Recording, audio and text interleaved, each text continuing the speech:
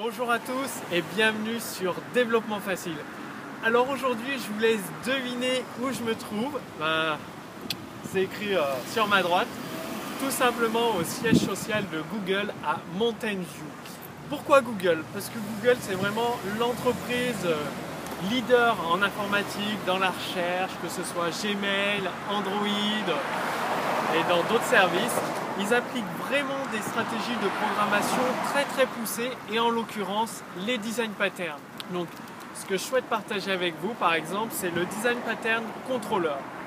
Alors commande, comment il fonctionne? Eh bien, quel que soit l'objet, quel que soit le type d'objet, vous appelez toujours la méthode execute et ça va lancer un enchaînement de différentes actions, de différents algorithmes.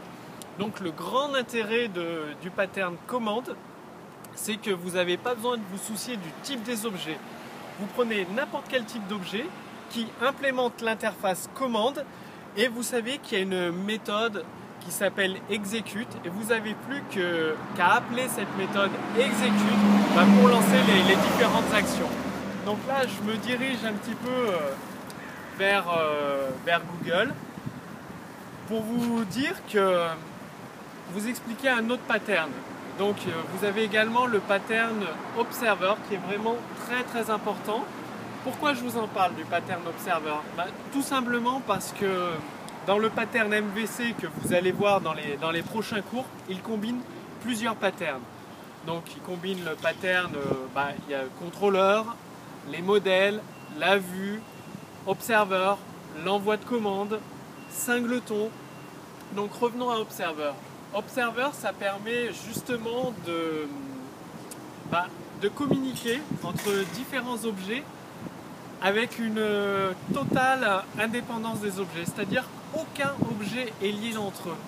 Vous envoyez un événement, donc c'est de la programmation événementielle, et tout simplement, les objets, il y a des écouteurs qui écoutent ces événements, donc un ou plusieurs objets en écouteurs.